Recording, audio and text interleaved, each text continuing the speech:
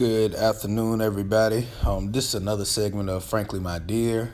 Just kind of wanted to touch on the Sterling Brown video situation and kind of just get some real life examples, man, for people who see this stuff on TV and feel like it's false or exaggerated, or they don't know how it feels to be in that situation. I'm gonna just try to give. I got like two examples that I can think of that I've had. I'll give three because I'll even give an airport example that I've had with law enforcement, man, and that I feel like I was being signaled out, based on the color of my skin, man. You can say what you want, but until you're in that situation, you don't know what's going on. You can sit back and say, that would have happened to me, but I don't think it would have, man. Unless you're a person of color, man. So, if people don't know Sterling Brown, try to run into, I want to say it was a CVS or a Walgreens. We've all done it times. He parked a little bit in a handicapped spot because he planned to just run in, run out. Probably was like police ain't circling around at 2 in the morning. That was probably the last thing on his mind. He comes out, officer encounters him. Officer pretty much got an attitude, kind of aggressive, calls for backup. They end up tasering him. And the whole time, if you look at the video, he's not threatening at all. He's pretty much just standing there complying to whatever they're saying, making his case, but he's not threatening at all. And he gets tased, and if they didn't have that camera, it could have been more tragic, man. It would have been more than a tase, I think. I think he would have caught a bullet that night, and he wouldn't be here to tell his story, wouldn't have anything to tell his story, just be another dead black man, with the police controlling the narrative, okay? And, I'm tired of saying that this not gonna be a police bashing video again. This is just some examples of you putting yourself in our shoes, okay? So my first example. So, when I thought about Sterling Brown, I started thinking about some old situations I've had myself, So the first example that came to mind, back when I was like, I want to say 20, maybe 21, 20 or 21. A friend of mine, the previous night, he had left his jacket in my car, okay? So I mean, this friend, he stayed in an area that's some would deem is not known for being a good area. Let's put it that way, okay? I had my little white Ford Escort. Anybody know me? They remember the Ford Escort, white Escort.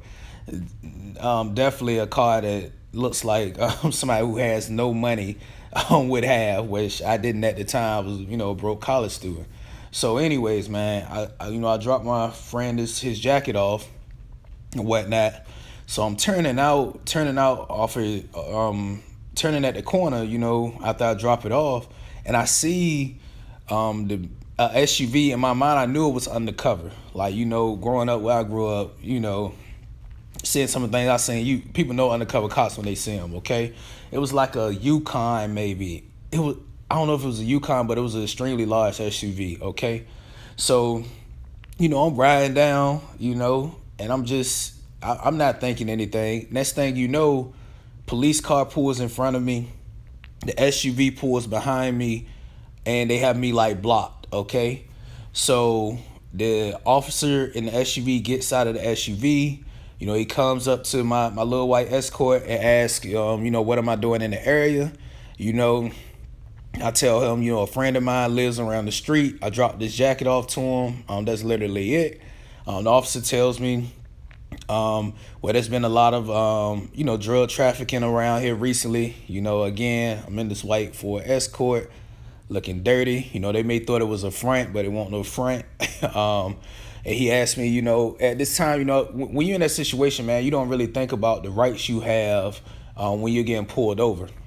So in retrospect, I wish I thought about this. And in retrospect, it's crazy. I lucked up, put it that way, okay? So officer then asked me, to step out of the vehicle, and I stepped out of the vehicle, thinking, Lord, what's about to happen? I'm like, well, I gotta step out of the vehicle. All the other times I ever had a ticket or somebody pulled me over, I never stepped out of the vehicle. So he was like, where you rode, you had a bad brake light. That's how they always For those of you who don't know, the brake light they're always going to say is bad. It's the brake light that's like inside of your rear view, inside of your back window, okay? That's the light that they always claims is bad, okay? Well, it's of course, eventually when I got home, I saw the light was my brake light was working. That was just an excuse to pull me over, okay? So, the officers, they asked, did they have permission to search my car? Again, I did not know the game at this time. I did not know I could have told them no. So, me being a young guy, I let them search the car. But even being young, in my mind, I said, if these guys find anything, they planted it. But I have no way to prove that. So, I admit, I was nervous at the time when they were searching the car. So the other officer, trying to be Mr. Friendly. The other guy's just going through my car, going through everything. The other officer's trying to be Mr. Friendly. They put up in the car, asking. I had my ODU lanyard on with the Old Dominion University. I had my ODU lanyard on, had my ODU ID. So the officer's like, oh, you go to ODU, man? Yeah, small talk. My niece goes to ODU. Do you know, blah, blah, I'm telling him, no, sir, I don't know her. So, the way he was talking, I got comfortable, because he wasn't threatening at the time. So I put my hands in my pockets because it was taking them a long time to search my car. You just standing there, man. You just don't know what to do. You just standing there looking stupid. So I put my hands in my pockets. Next thing you know, officer touches his gun, tells me, hey, man, he was like, man, you cool right now and all, but don't put your hands in your pockets, grabs his gun. I'm like, oh, excuse me, my bad. So he was like, just keep your hands up. So I had my hands up, and it's just, and luckily after that, they said they didn't find anything, told me to get the brake light fixed, of course. Ironically, another guy I went to high school with who was involved in them streets, I saw him across the street. He was walking past, his exact words were, dang, they got Frank. Funny thing is, he was doing a hand-to-hand and just did a hand-to-hand while they're worried about me, broke college student who doing nothing. But, that's just how it go, man. They don't know your background. So, you a target, man. You a target out here. They can say what they want, man, but you a threatening target to certain individuals in the police force, okay? So that's my first story.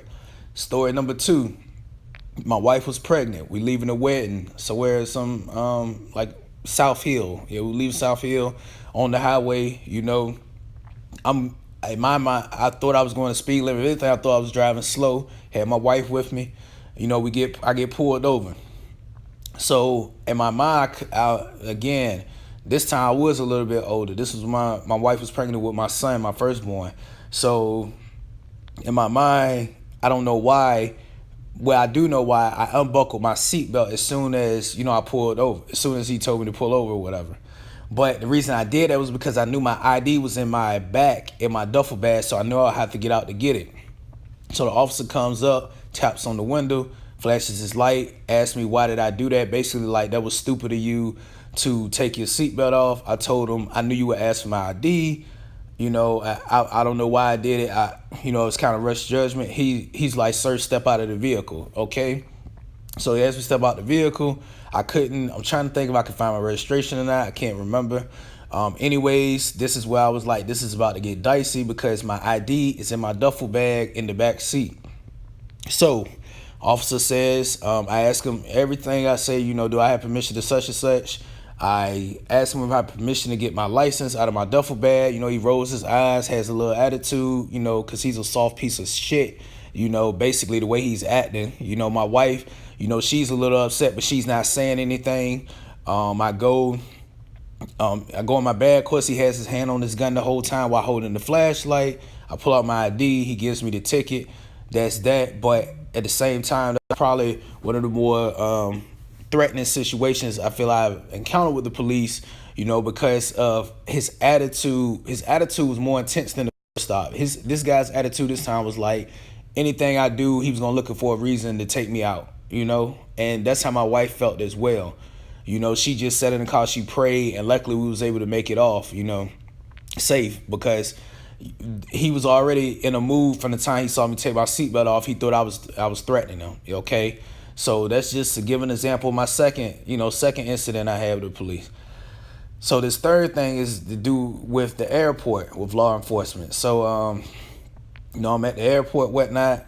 I have literally, I checked everything.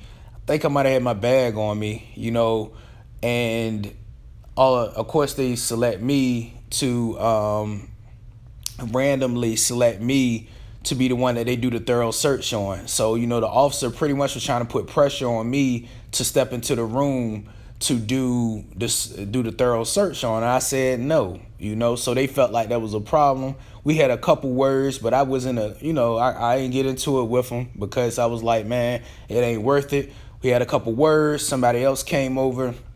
They said, why are you, and luckily they were on my side. They said, why are you trying to ask him to step in there? He could do it out here. So they did the search out there in front of everybody, which I felt more comfortable with because I don't trust these people, man. Okay.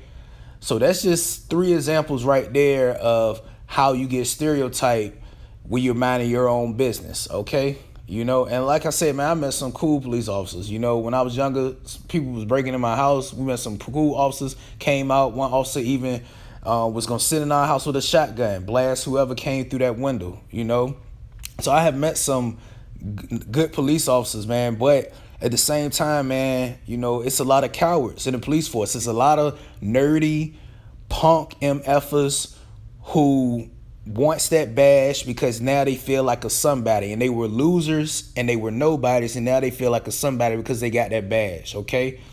There's also some people that want that badge to use that power to control things. Okay. They're just evil people, and it's like that everywhere. I'm not gonna just say it's police like that, but when you're someone who is providing a service to the community, you cannot have these kind of individuals out here in these positions because they have a lot of power, more power than I think they even realize, more power than I think you realize.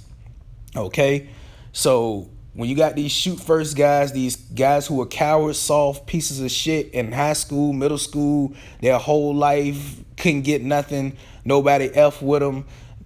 When you give them guys a gun, man, you got to know who you giving a gun to. You got to know who you giving a badge to. When y'all do these checks or whatever y'all screenings y'all do, y'all need to look into these guys' history. Y'all need to check and see if these guys had friends. Check and see if their peers, how their peers felt about them, man. For real. Because it's a lot of guys like that that's out here in the police force. But anyways, man, I just wanted to give some quick, it's just my thoughts on it, man. Just a couple of examples.